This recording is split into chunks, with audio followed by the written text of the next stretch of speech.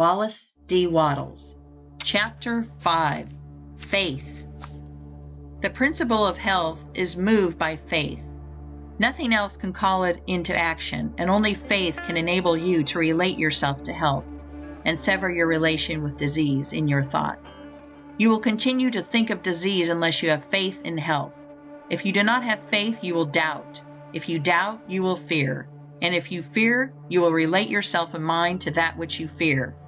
If you fear disease, you will think of yourself in connection with disease, and that will produce within yourself the form and motions of disease.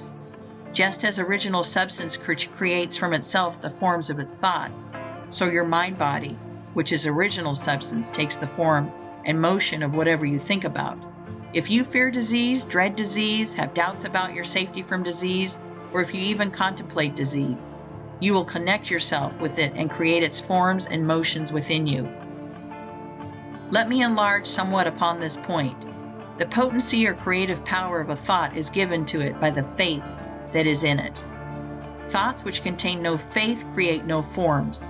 The formless substance, which knows all truth, and therefore thinks only truth, has perfect faith in every thought, because it thinks only truth, and so all its thoughts create. But if you will imagine a thought in formless substance in which there was no faith, you will see that such a thought could not cause the substance to move or take form. Keep in mind the fact that only those thoughts which are conceived in faith have creative energy.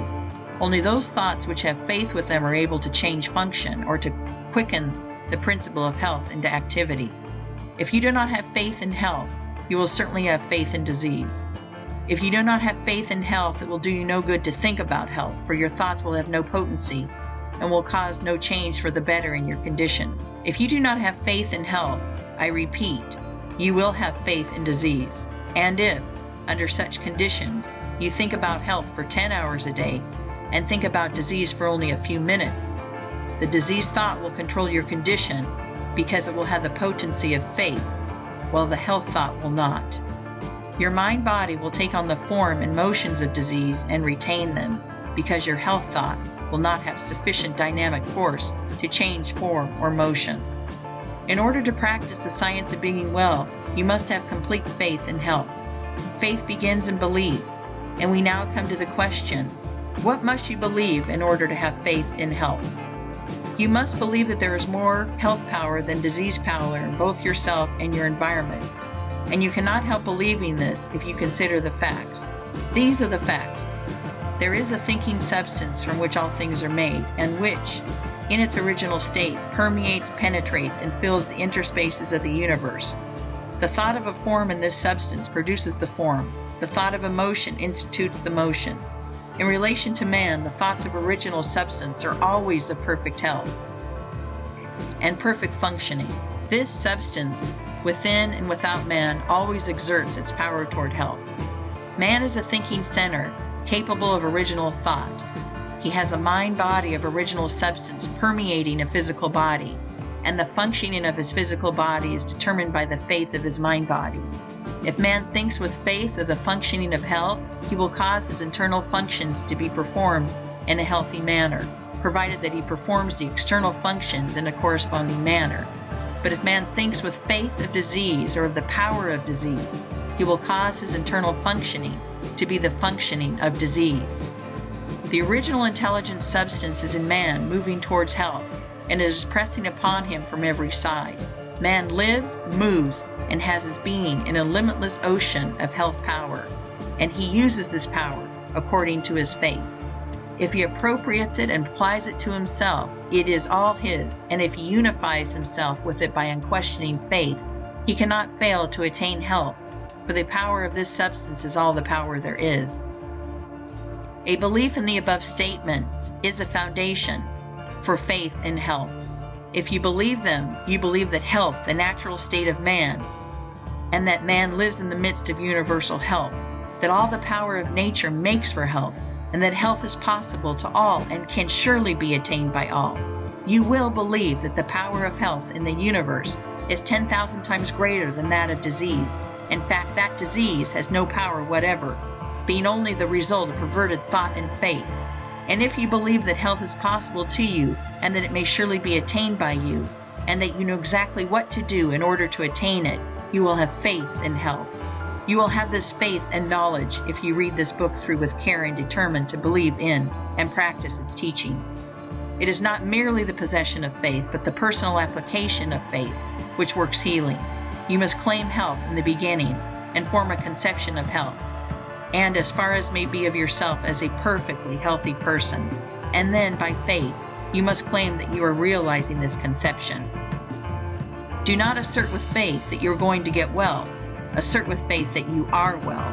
Having faith in health and applying it to yourself means having faith that you are healthy, and the first step in this is to claim that it is the truth. Mentally take the attitude of being well.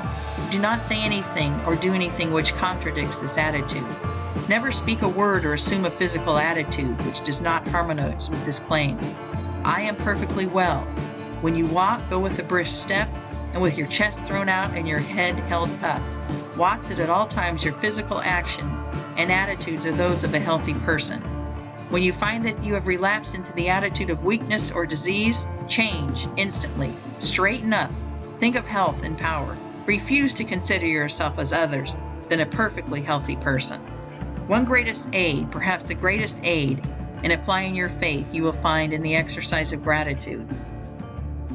Whenever you think of yourself or of your advancing condition, give thanks to the great intelligent substance for the perfect health you are enjoying. Remember that, as Swedenborg taught, there is a continual inflow of life from the Supreme, which is received by all created things according to their forms, and by man according to his faith. Health from God is continually being urged upon you, and when you think of this, lift up your mind reverently to Him, and give thanks that you have been led to the truth and into perfect health of mind and body. Be all the time in a grateful frame of mind, and let gratitude be evident in your speech. Gratitude will help you to own and control your own field of thought.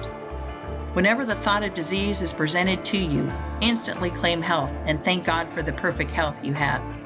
Do this so that there shall be no room in your mind for a thought of ill. Every thought connected in any way with ill health is unwelcome, and you can close the door of your mind in its face by asserting that you are well, and by reverently thanking God that it is so. Soon the old thoughts will return no more. Gratitude has a twofold effect. It strengthens your own faith, and it brings you into close and harmonious relations with the Supreme. You believe that there is one intelligent substance from which all life and all power come. You believe that you receive your own life from this substance, and you relate yourself closely to it by feeling continuous gratitude. It is easy to see that the more closely you relate yourself to the source of life, the more readily you may receive life from it. And it is easy also to see that your relation to it is a matter of mental attitude. We cannot come into physical relationship with God, for God is mind stuff, and we also are mind stuff. Our relation with Him must therefore be a mind relation.